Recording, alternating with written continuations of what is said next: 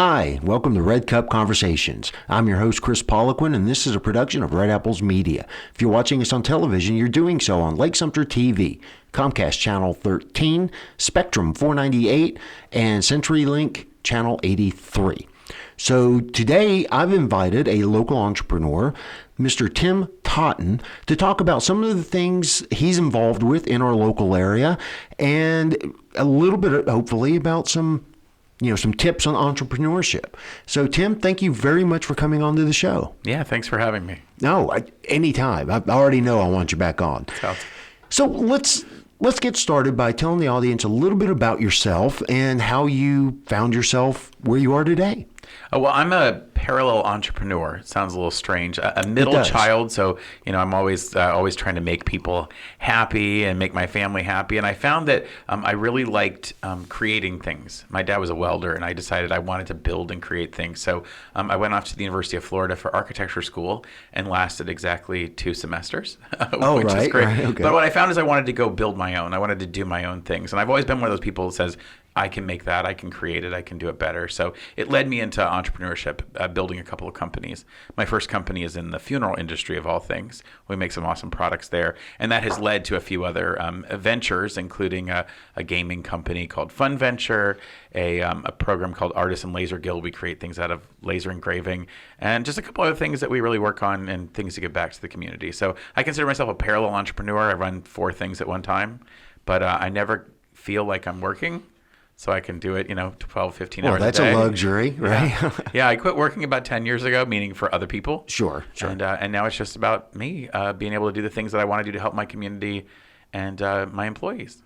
Okay, so all of this just started, 10 years ago or say? I guess in the funeral business? I was working in a funeral home, which I found I was very good at because people at that time in their life need somebody who can get things done and who can be strong for them. And I've never felt bad working in a funeral home. And some people say I couldn't do that. It's emotionally difficult.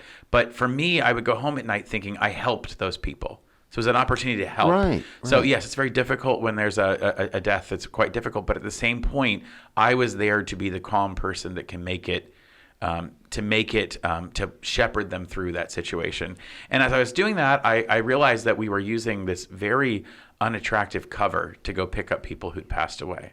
And if you're thinking, if you ever watch TV shows like CSI or Law and Order, sure, and you think about when a funeral home goes to pick up somebody who's died, you sort of imagine a white sheet or a black zippered body bag. Right. Not a pleasant thing. Truthfully, most funeral homes, when I started this 17 years ago, were using like fake fur or corduroy covers, but they weren't really very attractive. And for me, that's the first time a family has to let go of their loved one. Imagine if your loved one goes to the hospital, you follow them. They go to a nursing home, you follow them. They go to a doctor's. When they go to the funeral home, you can't go with them. You go later, but you can't. Right. You have to let them out of your sight. And so I said to my boss at the time, can we do something better? My grandmothers had taught me how to sew when I was a teenager. Mm-hmm. And so I cut up a quilt from the store and made a pretty cover. And the very first family was just so enthralled with how much more beautiful that was for their loved one. And it spawned a company now where I have 14 employees making products for funeral homes all over the world. Is that right? Yeah, pretty big. And that's something that I guess you take for granted because you never experience it until that time has happened. At least the first time, unfortunately. Sure, absolutely. Right. And I can see how that would make an impact. And so that alone is what generated, I don't want to say the funds, but got your momentum to fan out and to do other things? It allowed me to learn what it was like to build a company because I made all of the first ones in my garage, and a detached 1-car garage with no air conditioning. I mean, I had to bring in lights. I had to bring in a sewing machine. And I made that first year, I think I made like 50 of them. And I thought, oh, this is enormous. This is big. We do make thousands of them a year now. But when I first started, I thought, this is nice to supplement my income. And then I started to recognize that I had the opportunity to create something that people really liked. The funeral homes who use these don't know that they're better options until they find them. And then when they see our product, they go, that would be much nicer for the families we serve. Absolutely. The funeral directors, they want to treat their clients well. They want to bring them something that's beautiful. It hadn't happened before. And it's not about making something happier. It's more about making things less sad. Imagine I had a woman actually stop me on a plane. We were talking and she asked me what I do for a living and I told her and she got real quiet and went, oh, "You're those people." Like it freaked me out for a minute because I was like, I'm 3 hours on the plane next to this lady. Right. And she's like, "You're those people." And what she meant was that when her father had died, they took him out of the nursing home in a black zippered body bag.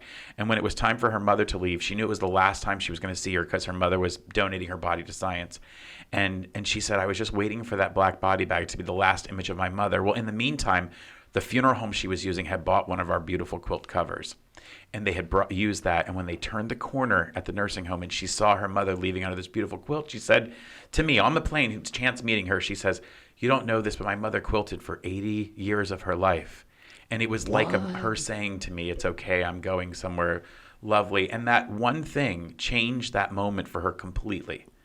So it was literally something so simple as let's just use a prettier fabric. And of course, our products are made better. They have nicer linings and other features that funeral homes really love and use. Sure. And the funeral home really does buy it from us. It's a tool they use over and over again for their job. They're easy to clean. But it made that moment for them. And all of the funeral homes who see us, we have versions that reverse to the stars and stripes on the other sides. You can honor a military veteran from the very moment that you're picking them up from their place of death. Those things are such an impact for the family that is going through a really horrible, that first goodbye. Oh, yeah. The first time of saying we're letting this person leave and we're not going with them. It's sort of the first of many goodbyes around a funeral. And so it makes that just nicer. And since then, we branched into other products. I found other things that funeral homes wanted. And we've made other things out of fabric. And we make them all in Florida, in the United States, with employees that get paid a living wage. And so I'm very proud that people that are now my friends because they work for us and they're part of our family are able to make a good living making things that make people's lives a little less sad. Yeah, and I think you hit the nail on the head when that's that last moment. And that's going to be the memory that, maybe not the memory that sticks with you forever, but it's going to be a memory. That's the exit. And I, even up until this very moment, I never really thought about how powerful something as simple as what you provide can be to the actual family. That's it's very profound because, again, it's subtle, and yet someone noticed the difference from one parent to the next. The good thing for me, too, it taught me from an entrepreneur perspective that I had the chance to create a product that made people's lives either better or less unpleasant, right? It has an impact. And so that's led me to, in my other ventures, to grow into things that will also have a similar feeling. Okay, so like what? Well, I started not long after that. The reason I wanted to become an architect was because my mother had given me a book about Frank Lloyd Wright. That's a famous American architect. Mm-hmm. Frank Lloyd Wright, who designed, among other things, the Guggenheim. That's the museum in New York. And Falling Water, which is a gorgeous house built over a waterfall in Pennsylvania. If you've seen a crazy, weird house in the past, it probably was that one. Extremely famous, gets 175,000 visitors a year. Wow. And I've been studying his life since I was about 13 and decided that I really wanted to travel the country and see all these places. He designed over 500 buildings that were built. So I wanted to see them. Well, it turns out that stuff costs money. Of course it does. Found travel. that I like to tell stories and make people excited about things. And I started a small venture doing storytelling, being a storyteller about Frank Lloyd Wright. So now I travel about 30 or 40 times a year to museums, libraries, schools, other places that hire me around the country to come talk about Frank Lloyd Wright's life and work. And then we also give tours. So I have a company called Wright Travel Companion that I own with my mother, who bought me that book. We do it together, and I'm the face and tell the funny stories, and she does all the logistics, so I don't have to do the stuff I don't like. Yep. She makes the hotel reservations, all that, and we usually put 50 people on a bus and take them to amazing locations that I have access to, a lot of them because I know the people personally, or a lot of his buildings are homes that he designed, and so we get to see a lot of private houses.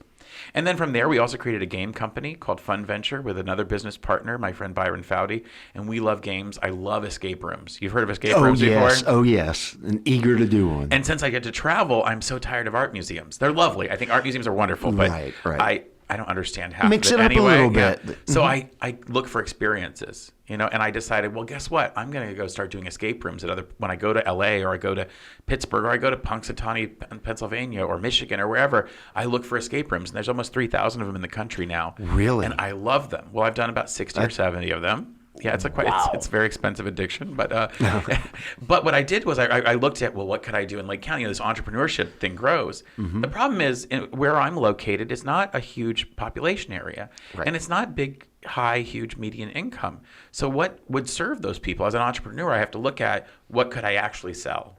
And so I said, I'm not iDrive. We're not iDrive. We're not Right, Tampa. right. Well, we can do something smaller. So we invented a thing called Escape Game in a Box. It's literally a full escape room experience, but it's in a Foot Locker sized box, and it plays just like an escape room. It has all the same puzzles, the same kind of intrigue, all of that, but it's played out of a box, so there's no claustrophobia. You're not locked in a room. Right.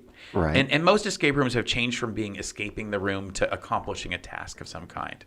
So they're not really an escape any longer. Gotcha. And we do those. We have 2 of them already built, a third one on the way, and then we're creating also 15-minute game experiences for smaller organizations. So that's so much fun. Among other things, we do the game company. Escape Game in a Box is a lot of fun. See, that's to me, I'm going to try it. I'll tell you now. And it'll probably be soon, but I don't know exactly.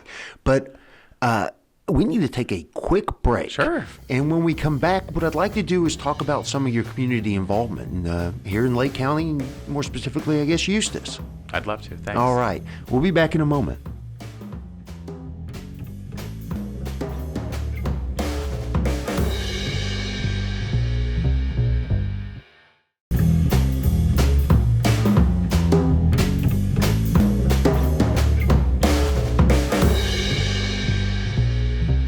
Hello and welcome back to Red Cup Conversations. Again, I'm your host, Kris Poliquin, and this is a production of Red Apples Media. So before the break, we were getting to know Tim Totten, an entrepreneur here in the local area, and he was giving us a little info about how he got started and the direction of his companies. So Tim, again, thank you for coming on to the show, and I'd like to kind of shift gears a little bit and talk to you about some of the community involvement that you do, because it's far more extensive than what I expected just doing my little bit of a research. Yeah, people are always surprised that I have time to do all this stuff, but I do sleep about 8 hours a week, so that's actually really helpful. No, the reality is I have really good people around me, and it's allowed me to reach out into the community.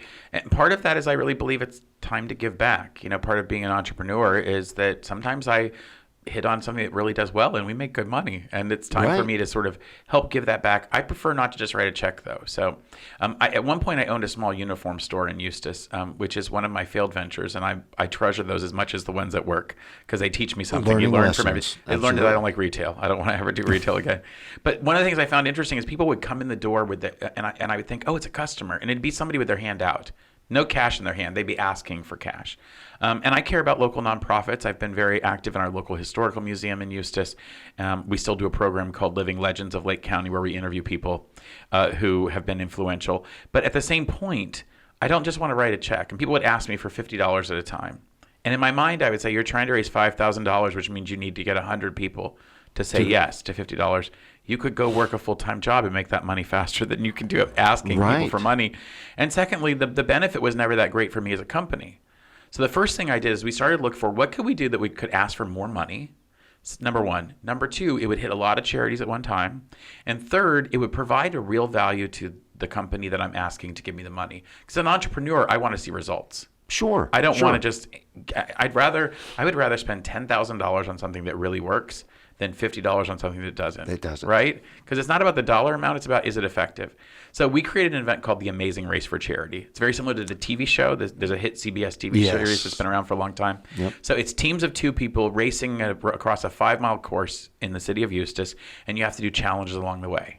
So we did it with two people for a reason. You're always more willing to do something weird if somebody else is there with you, and you can laugh that about it later. companionship and the partnership. So teams sometimes have to they might have to get on the stage of the theater and do a song and dance to "I'm a Little Teapot," and then be judged by the 7-year-olds that also are at the theater for the youth programs. Then, of course, you might have to go to the pharmacy and package pills. Now, we did use Skittles and M&Ms rather than real pills, because the pharmacy, I would certainly hope so. They follow the law, so that we weren't allowed to use the actual pills. Sure. And then we might go to the dog groomer and get crawl through mud and they get washed off like a dog. We've done things like blindfolding one person at the cosmetology department at Lake Tech and making that person put the makeup on their friend. and then you have to cross the finish line wearing a full face of rouge and lipstick. It's the guys who do it. It's so freeing for them. I don't know. They just go smear it all over, right? We've done that, and it's different challenges every year. So we change it up. You may have to pilot a 0-turn lawnmower through an obstacle course. I mean, a $20,000 lawnmower. What it does is it allows us to find businesses that want to sponsor that, and those businesses then write us a minimum $500 check. So we're not asking for $50 at a time; it's $500. Right. But we bring them 600 to 700 racers every time. Is that right? And that's how large it's gotten? It's gotten that big, and all the racers have paid money. So in the first 6 years, we have given $170,000 to local charities. Wow! Right.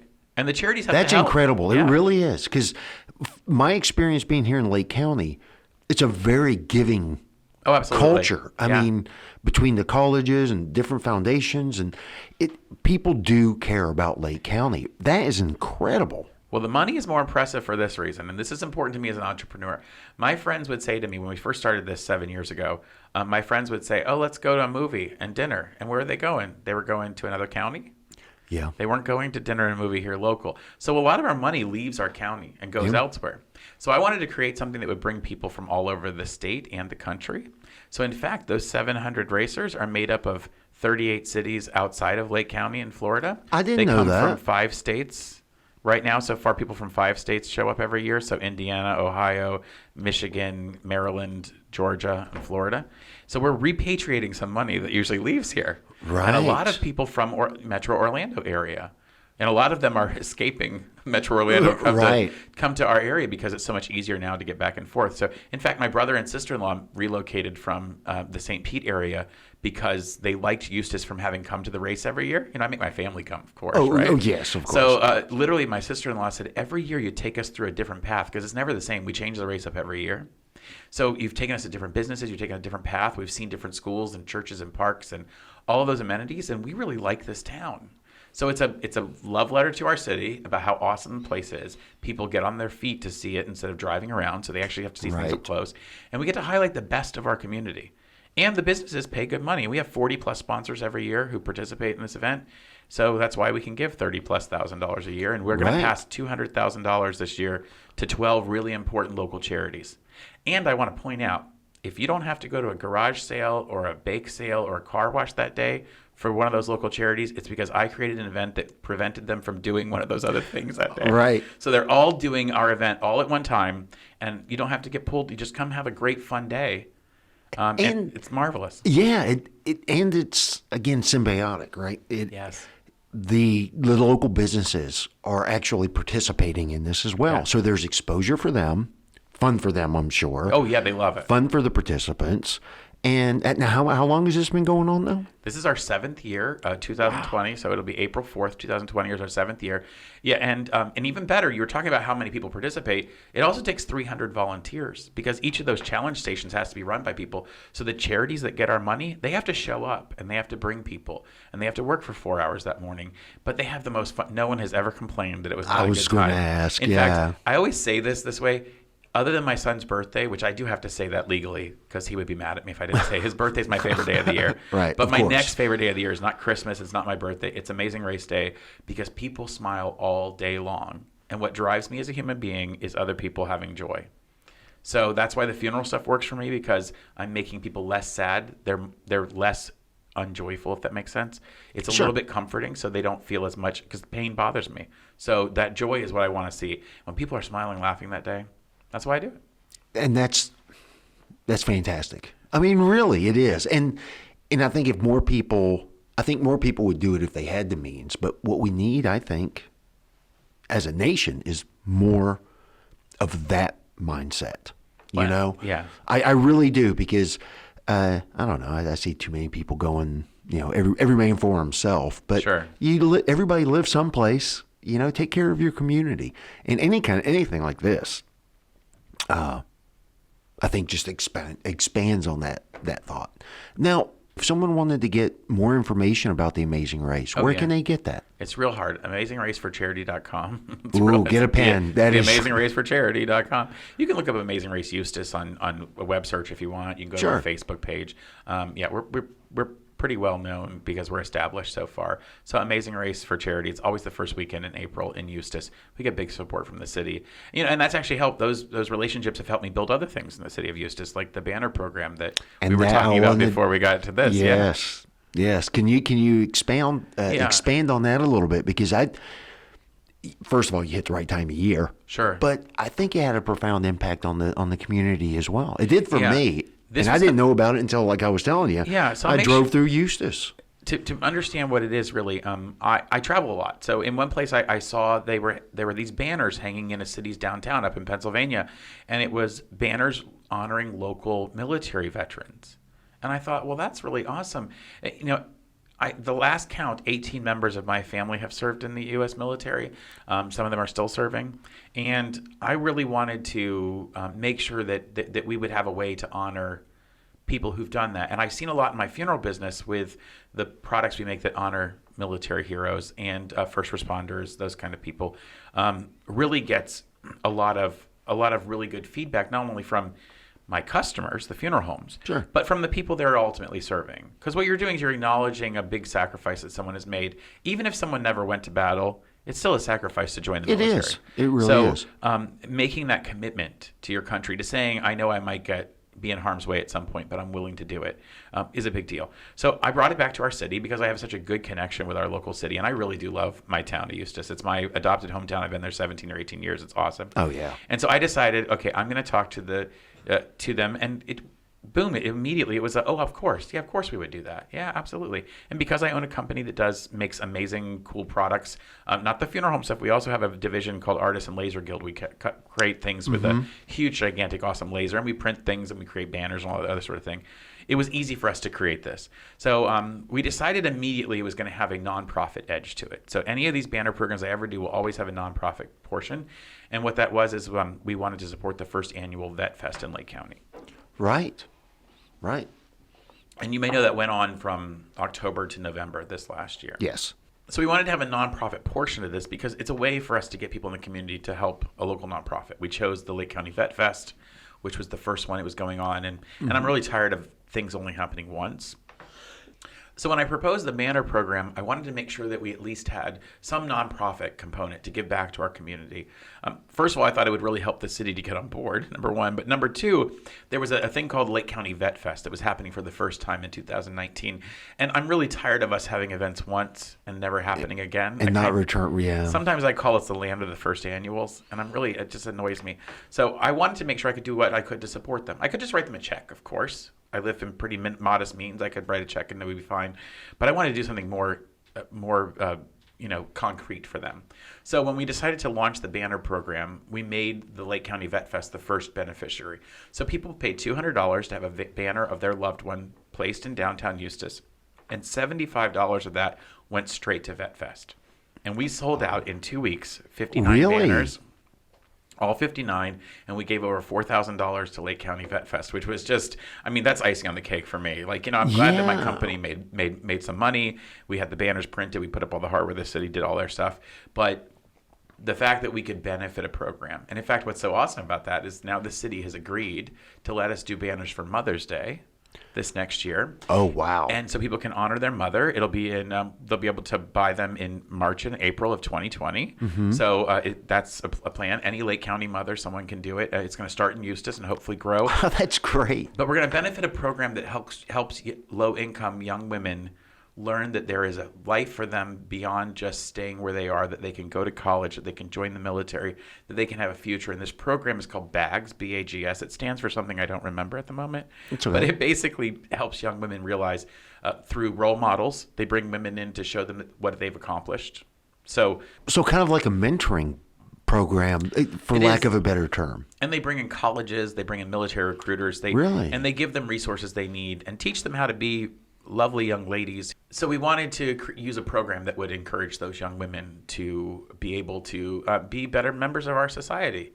I think when you give people a hand up and you help them they then help the next generation. So I've seen that with a few other organizations I support, and this one was really important to us because it's a local Eustis-based organization. A hand up, not necessarily a hand out. Absolutely. Yeah, because it has a lasting effect. It's a ripple effect. A handout just helps you at the moment. Right. Teaching you something, giving you skill helps you to help the next person. Now, what's great about the banners is that they've grown immediately just from Eustis.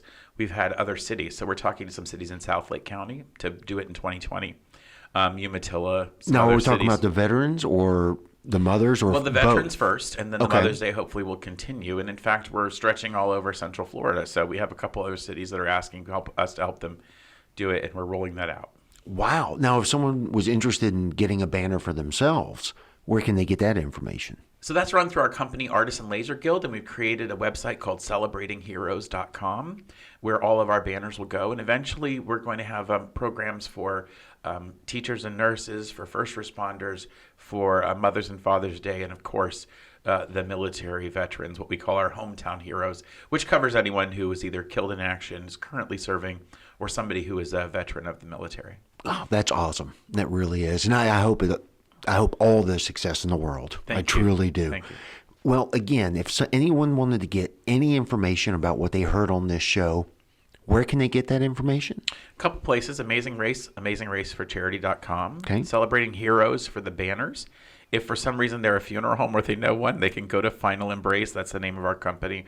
I think the name really says what we do, which is sort of give that final embrace to somebody who's passed away, and gives their family a little comfort. Awesome. Well, Tim, thank you so much for taking the time out of your day and sharing this information with us. Thanks. I'm glad I could be here. All right. And that wraps up Red Cup Conversation for today. Again, I'm your host, Kris Poliquin, and we'll see you next time.